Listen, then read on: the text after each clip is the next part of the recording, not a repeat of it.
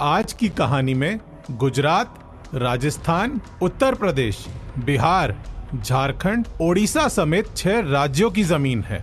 ये कहानी एक किडनैपिंग की है। एक ऐसी किडनैपिंग जिसकी दूसरी मिसाल देखने को मिलती नहीं है।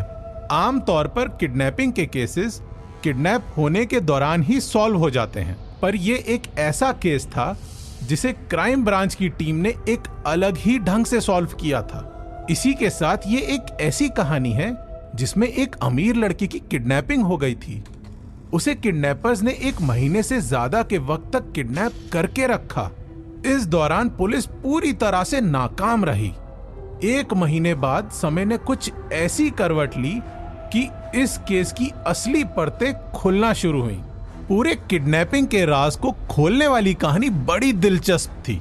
उस इंसिडेंट को सुनने के बाद आप भी सोचेंगे कि क्या ऐसा भी हो सकता है। इसी के साथ इस केस में किडनैपर्स ने 100 करोड़ की डिमांड रखी थी। आखिर किडनैपर्स ने किसको किडनैप किया था? क्या उन्हें 100 करोड़ मिले थे या फिर इन सब के पीछे किसी अलग ही साजिश का जन्म हो रहा था?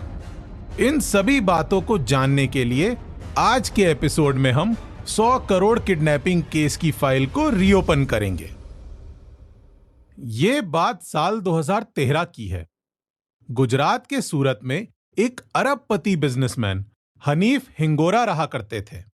इनके अलग अलग कई सारे बिजनेस थे। इनकी गिनती रईस लोगों में होती थी। इनके परिवार में पैसे के साथ साथ सभी खुशियां थीं। पूरा परिवार हंसी खुशी सूरत में रहा करता था। सूरत के साथ साथ दमन में भी हनीफ हिंगोरा की एक फैक्ट्री थी। दमन वाली फैक्ट्री का कारोबार हनीफ हिंगोरा का बेटा सोहेल हिंगोरा देखा करता था।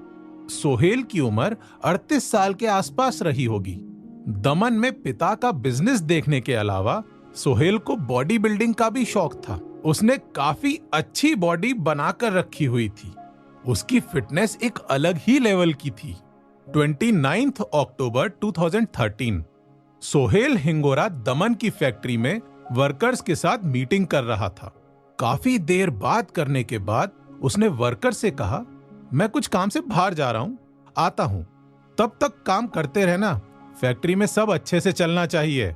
इतना बोलकर सोहेल अपनी फैक्ट्री से बाहर चला गया। तभी 4-5 गाड़ियां आकर सोहेल के पास रुकी। उन गाड़ियों से 10-15 लोग उतरे और सोहेल के साथ मारपीट करने लगे। सोहेल की बॉडी अच्छी थी, इसीलिए वो भी अकेले ही उन लोगों से लड़ने लगा। कुछ देर बाद 10-15 लोगों ने बंदूक की नोक पर सोहेल को गाड़ी में बैठाया और वहां से लेकर फरार हो गए। कुछ दूर जाने के बाद किडनैपर्स ने सोहेल को बेहोशी का इंजेक्शन दिया और दमन से बाहर निकल गए। ये बात फैक्ट्री से होते हुए सूरत में बैठे हनीफ हिंगोरा तक पहुंची। उन्हें सोहेल की चिंता होने लगी। उन्होंने बिना देर किए पुलिस को इन्फॉर्म किया। पुलिस ने सोहेल को ढूंढना शुरू कर दिया था। पुलिस ने हनीफ से कहा, अगर आपके पास किडनैपर्स का कॉल आता है तो पुलिस को इन्फॉर्म करिएगा। तारीख आई 1 नवंबर 2013। सोहेल को किडनैप हुए 3 दिन बीत चुके थे। पुलिस के हाथ पूरी तरह से खाली थे। इसी दौरान हनीफ हिंगोरा के पास एक कॉल आया। उस कॉल में कहा गया, आपका बेटा अभी जिंदा है। अगर चाहते हो कि ये जिंदा रहे तो ये बात सिर्फ अपने कानों तक रखना। चुपचाप हमको 100 करोड़ दे दो और अपने बेटे को जिंदा लेकर जाओ।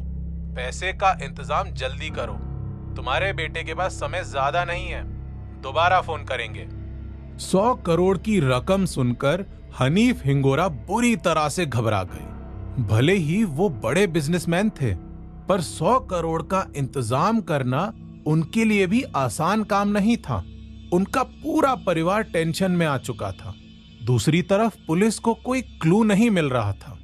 हनीफ हिंगोरा ने इन्वेस्टिगेटिव ऑफिसर को कॉल लगाया और कहा, मुझसे सुहेल के लिए 100 करोड़ की डिमांड की गई है। आप लोग कुछ करिए ना, मैं पैसों का इंतजाम कर रहा हूं, पर इतना पैसा मेरे बस की बात नहीं है। दिन गुजरते गए।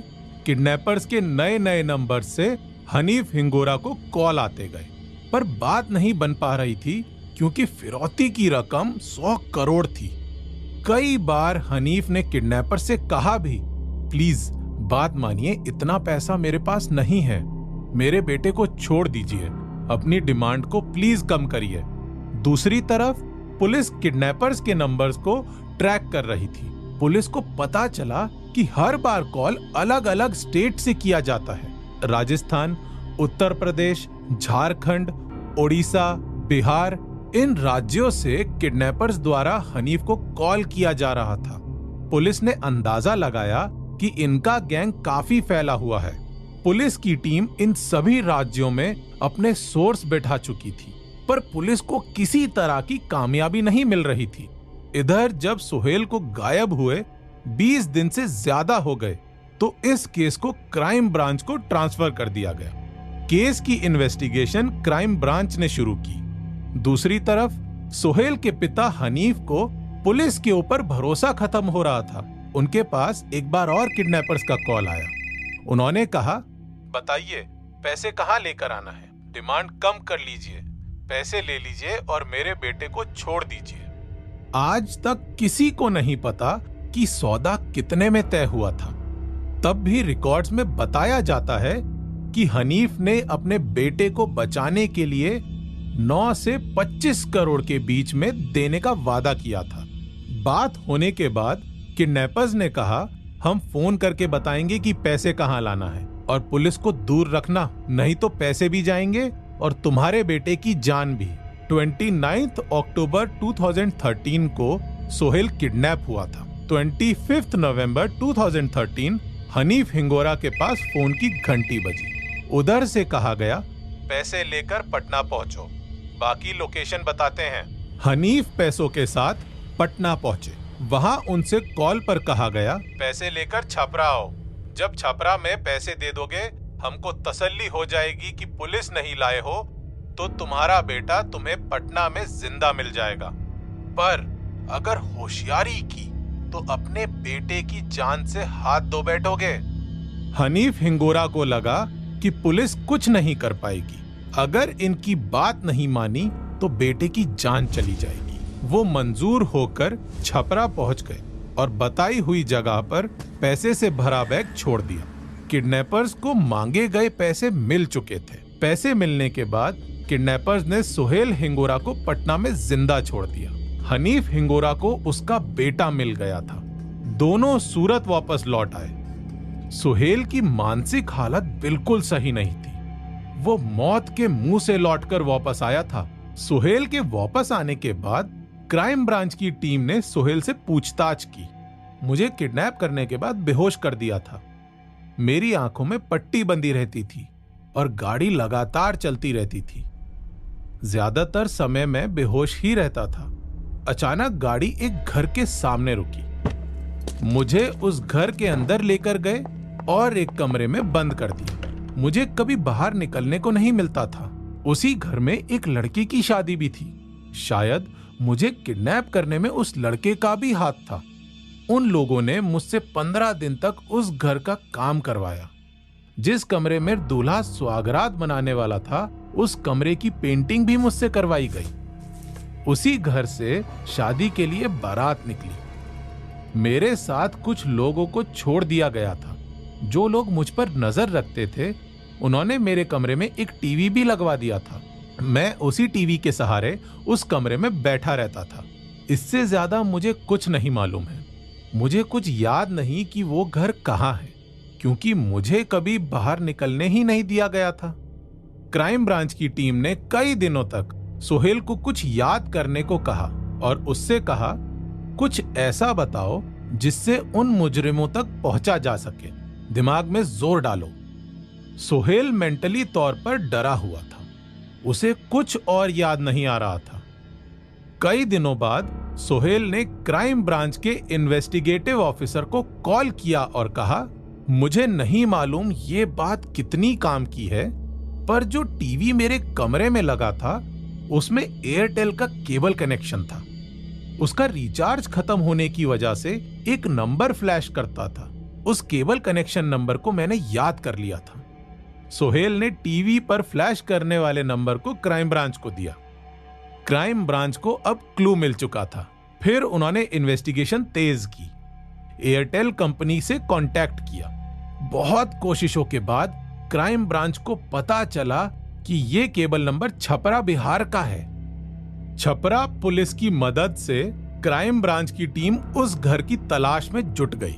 कुछ समय बीता, क्राइम ब्रांच को छपरा में वो घर भी मिल गया। पुलिस की टीम ने पता किया तो पता चला कि इस घर में कुछ समय पहले ही एक लड़का जिसका नाम रंजीत सिंह है, उसकी शादी थी। क्राइम ब्रांच ने बिना देर किए उस घर के दरवाजे को खटखटाया। दूसरी तरफ पुलिस की टीम ने घर को चारों तरफ से घेर लिया था। पूरा मोहल्ला बाहर आ चुका था। घर का दरवाजा खुला। दरवाजा खुलते ही क्राइम ब्रांच की टीम सीधे अंदर गई। उस घर में जितने भी मर्द मौजूद थे, सभी को गिरफ्तार कर लिया। पुलिस को केबल कनेक्शन वाला टीवी भी अंदर मिला और वो कमरा भी जिसकी पेंटिंग सोहेल ने की थी। पुलिस ने पता किया तो पता चला इस घर के मुखिया मालिक नागमणि है। वो झारखंड पुलिस में सब इंस्पेक्टर हैं। उसी का बेटा रंजीत सिंह है। पुलिस टीम ने नागमणि को भी गिरफ्तार किया। इन सब से कड़ी पूछताछ हुई और ये निकलकर सामने आया कि किडनैपिंग में पूरी फैमिली शामिल थी। इसी के साथ सोहेल की किडनैपिंग में इनकी फैमिली समेत 50 लोगों ने अपना अपना योगदान दिया था। इन लोगों ने पहले कई महीने सूरत में रेकी की। इन्हें सोहेल के परिवार के बारे में पता चला। उसके बाद इन लोगों ने प्लानिंग के साथ पूरी किडनैपिंग को अंजाम दिया। इन सभी लोगों ने किडनैपिंग का काम बांट रखा था। इसीलिए सोहेल के पिता के पास अलग अलग स्टेट से कॉल आते थे। पुलिस ने धीरे धीरे सभी 50 लोगों की गिरफ्तारी कर ली। अभी सब जेल के अंदर हैं। कोर्ट से फैसला आना बाकी है। ये थी कहानी एक अमीर अरबपति घर के लड़के की, जिसकी किडनैपिंग हुई और उसका पर्दाफाश एक केबल कनेक्शन के नंबर से हुआ।